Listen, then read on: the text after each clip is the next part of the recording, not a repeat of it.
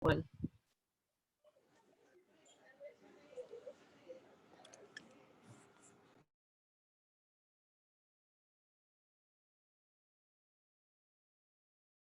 And I'm muted.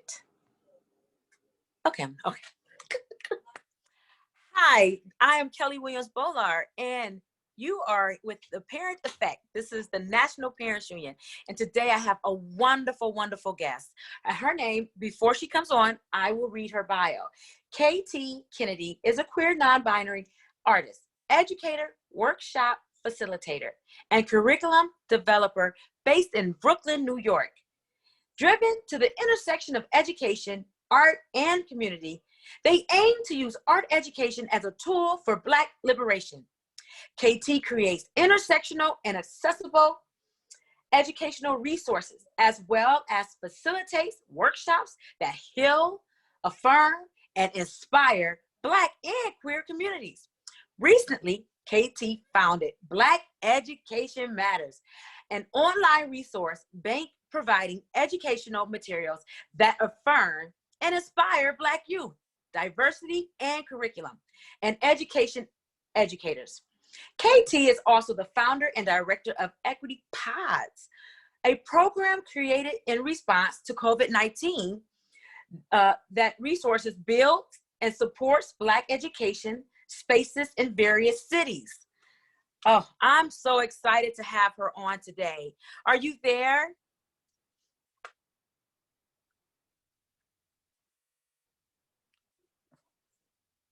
There you go. Hi. Will you hit that so I can hear you speak? Oh, there we go. How are you? I'm good. I'm great. Thank you so much for having me, and I really appreciate the introduction, and thank you for this opportunity. Oh, absolutely. I'm honored to have you on. First, let's start off. Now, as I was reading your bio, National Parents Union, we've been really doing a lot, especially with pods. But first, before I go there, I want to ask you how did your story, how did this come about?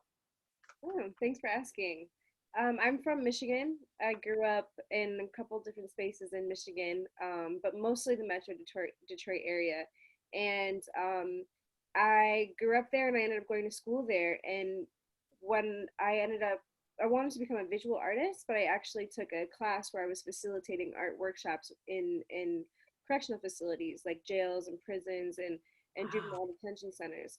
And honestly, it just completely changed my life. I was able to watch artwork in front of me. I was going into these sessions, and I was the one being healed, even though I was the facilitator. I was able to see what art looks like in action and in work, and it changed my life. And we're starting within structures like jails and prisons, I was able to learn the sociology behind it and learn the structural racism behind it. So a lot of my work has the foundation of looking at the social issues and, like Angela Davis says, grasping it at the root. So a lot of my education has stemmed from that background of, a lot of visual expression and a lot of looking at the social causes and social justice causes of curriculum and things like that.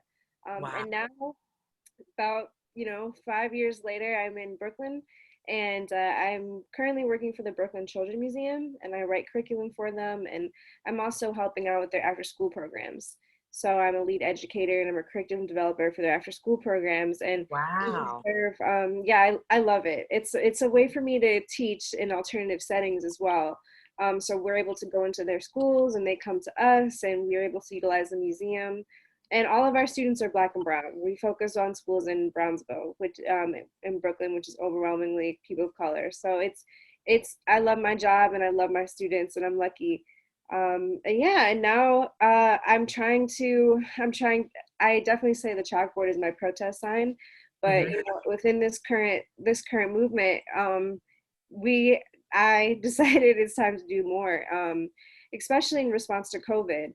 I know COVID is going to exacerbate the achievement gap. And that's Yeah. something like, a lot of educators, a lot of caretakers and parents are realizing, the support, academic support, but not even just academic support.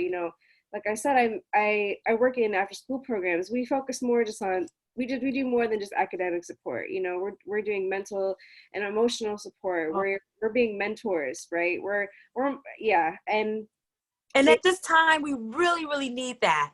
Our kids are definitely having withdrawals and having, major conditions because of the pandemic, because of having to stay home and being restricted. Could you imagine being a teenager and being this kind of, oh yeah, I that? can imagine.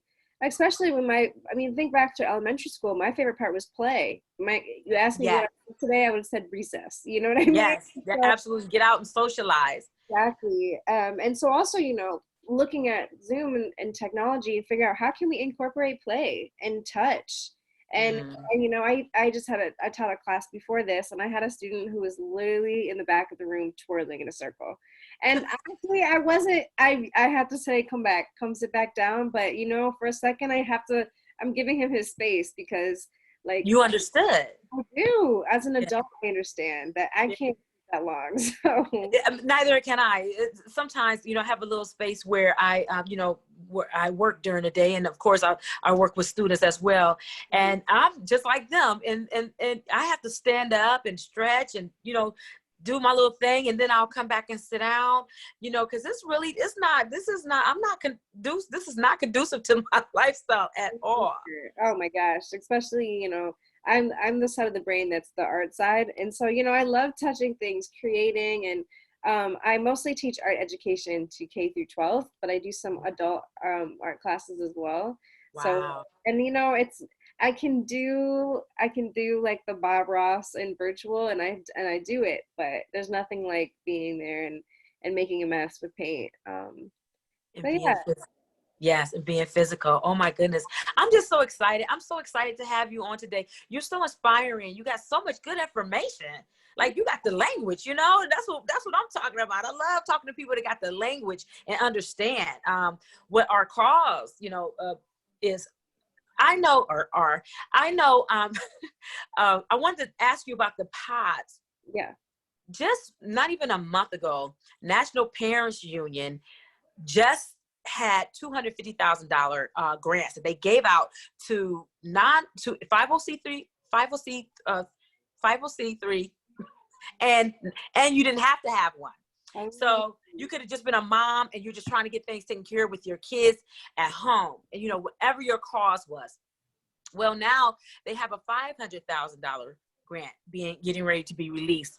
Wow. So since you have an established organization, feel free to apply. Just, whenever you see that they have grants available, and I'm pretty sure the way that National Parents Union is going, they probably will have more than that eventually. You know what I'm saying? So even if you may not get it the first round, do it again, because I'm telling you, they have money. It's through Walmart. They are funding NPU, and they are, because we have such a great, passion, for our children and parents, and for parents to know our rights. If I had known my rights, I probably wouldn't be here today, though. So it's kind of good that I was ignorant to what happened to me, because I have a major, I don't know if you know anything. Did you look me up or anything when I called you? A little bit, but please tell me. Okay. So many years ago, not many, but some years back, I had my kids, I needed help.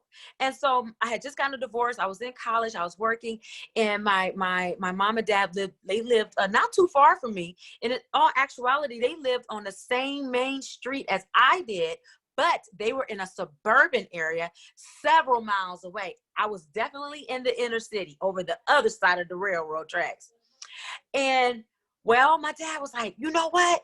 Just bring the kids out here. And he had said it on many occasions as the years went by. And I was nervous. And I'll tell you one thing, you should always go with your conscience. But I decided to do it anyway. And the first year, everything was fine. And academically, they soared. They had the resources that was like no other. I mean, they had a whole area of their science was not like just putting dirt in a cup and putting it by the window. They had a whole ecosystem, okay? Like, they had acres of land, and it was just a lot. things that they could really benefit and learn from. So I was so excited. They were striving, or thriving.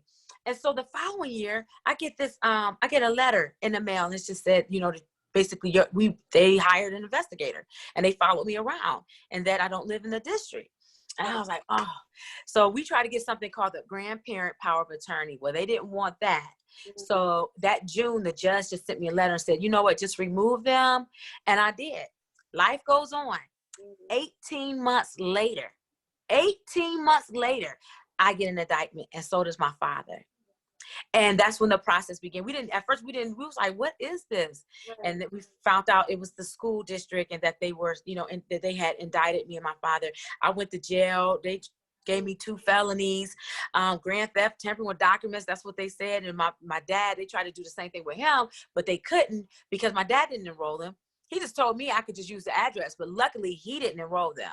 But still, even with that was a mess, because once they couldn't find him guilty with that, then they just started looking for anything. And they were like, well, you didn't tell us about your SSI, and he was getting disability, and at a certain age, he's supposed to get something else. So they sent my father to prison for a full year. He died there. He never came home. So that right there, I was always an advocate for education, but the fight for my dad, that's why I do what I do every single day. And I try my best to give like 120% to everything and anything that I do, because I pay homage to my father and much respect, because he was a good man. He was a good husband, and he was a good father, So that's my story in a nutshell. But I just wanted to give you that, because I'm like, you probably don't know who I am or anything, so. Thanks for sharing that. And thank you for sharing that. And thank you for this fight. Like, because that is so much. That is so much to have weight on you. And the fact that only you get through it, but to be able to host talks to further this conversation, like, that is incredible. And thank you for sharing your story. I come from, my Grammy, she bussed my dad and his twin brother for an hour and a half for him to go to a better school. And it was the foundation of our family. He integrated both his elementary school and his middle school in outer skirts of Boston. And this is, I'm not gonna lie, like this emphasis and this power in education is like the staple of our family. It was expected for us. So I hear you, and I understand why you did that.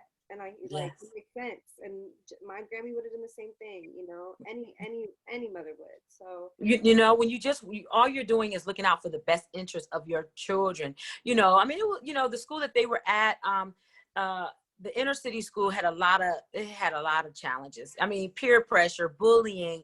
It was so. Once I pulled them, they had said they didn't want my kids back, and I had to bring them back into the inner city school. I remember my daughter being a freshman, my oldest daughter, and I remember her telling me, Mom, it takes these kids 30 minutes to get out. Mind you, class is only 50 minutes. Right. So, and so she was like, Mom, it takes them 30 minutes to settle down, to get off the desk, to sit down, to da-da-da. And I was like, I know. I said, now you understand why I had you at the other school, because those kids had a different, they come from a different era or genre of people. So they want to. One school has more resources, Yes. Like, man, when my class gets rowdy, it's because I have 30 kids and there's one of me, right? Like, yes. It's like really looking like I really believe it's a lack of resources. And oh man, our program is through the DYCD of New York. So we're special programs of public schools, and the cuts that we have seen, and like, I've been in situations where I don't have enough pencils, right? And you got to think on your feet of how else you're going to facilitate this class. So I really do think it goes down to resources. And just going into this grant, because I saw the grants that the National Parents Union put out, and they're amazing. And it looked like they were grants of small pods, big pods, and that's so important, because there's a pod upstate or in Queens that's ran by a Black mama that has 4 kids, and she doesn't have the paperwork that says that she's this and this and this, or the certifications, and so I really love the fact that we're looking at smaller and alternative and creative, even yes. creative education places and spaces. And like I'm looking to we're looking to build pods even in community gardens, Oh, and wow. like even in like spaces where we can literally come together for at least 4 hours a day, where you can get academic instruction and then some kind of curriculum, that's Hmm. in affirming, and And when you have parents that call you and tell you that they need more resources or basically more funding or whatever that they need for their children, always let them know to go to the National Parents Union and to join. Just it's free to join. All you're doing is getting all they're doing is getting information that's yeah, going to benefit them and their family and maybe whoever else that they need, and because they're going to make sure that parents know when that next round of grants will be distributed. So even yourself, yeah, you're I doing such. qualify. Yes, even yourself, you're doing such great work. I'm so happy that you have come on today. Listen, before I normally say when I'm talking to Facebook, my viewers, just I always give thanks, and I always just like to say thank you so much for coming in, because so many people, you can do so many other things, but you decide to come in and you watch me and you listen to who I interview and who I talk to, and I just feel so I just feel so grateful that I have the views that I have. This today we did have a little bit of technical issues, so it was hard for me to log on. But again, I just want to show my appreciation. And I always tell my viewers, never forget, you can always sign on to National Parents Union. It is for free. And not just, and you don't have to watch me. I mean, we got like 20 something delegates for National Parents Union, and we all discuss different various things that's very important. And another thing that I really truly like about the National Parents Union is that we discuss legislative. We talk about our officials. We learn how to write to them. I just learned how to, because I used to be intimidated. I didn't want to write senators or Congress or governors, because I didn't know what I mean. I know what I wanted to say, but I didn't know how to say it, and I didn't know the language, and I didn't know how to ask for our ask. And so now I've learned that. And that's what I also like about the National Parents Union, because they help you if you have an issue. See, they are all about parents' rights. Parents, guardians, teach our rights. And when we are looking out for our children, because our children is non-negotiable. And so, again, I always say that little spew, because I want people to recognize and understand that, and to join the National Parents Union, so you can get some information that maybe is very valuable, and you didn't know before. Now, you said that you're from Detroit. Michigan. Okay, Michigan. Okay, and now you're in. And now, what are your future plans? What you're doing right now? What are your goals? What are some things that you want to do? Absolutely. Thanks for asking. I love this question because it's an inspiring one. It makes me think about the projects that could happen and the initiatives that could happen. But in my realm, I'm actually at NYU right now getting my master's in art education Woo. and in community practice.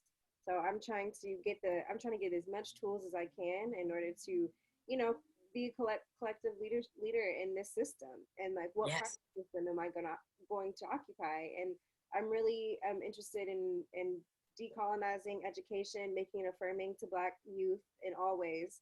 So I would love to put on after school programs. And what's yes, important to me is like I'm really inspired by freedom schools, which came after the out of the Black Panther Party, and yep, I want to do that. I'm inspired by the foundation of freedom schools and our ancestors who have paved the way. The breakfast program of the Black Panthers is the reason why we have lunch in schools that's today. right, that's right. And so I'm very inspired by the way that we have created education spaces for liberation. So my plan is to create after school learning opportunities and spaces, and the goal to be really is for it to be long-term engagement. So I don't want That- anything that's going to sit there for one summer, and exactly. like I really but that's my goal. And you know what, I'm a little bit on the way starting equity pods. We are building and resourcing Black community spaces all over. One that we have is in Philly, in North Philly. It's called Treehouse Books, and they're a bookstore that literally opened up their doors for after school programs, in response to COVID.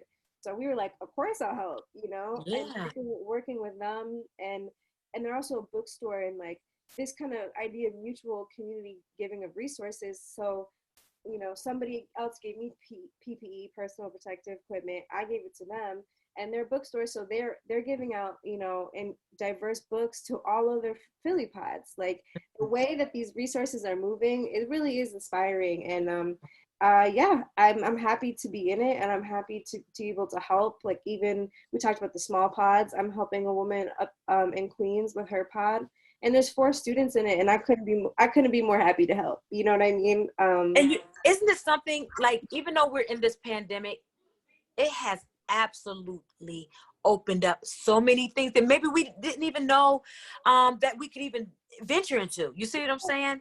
Exactly. And I know, and it, you know, it shows the power of mutual aid too, because a lot of these programs and initiatives being funded without that fancy language. And that's Yeah. and you Yeah. know, and you know, just talking about goals, I want to throw that in there. I love to paint and draw, and I want to become a children's book author one day. So Oh yeah.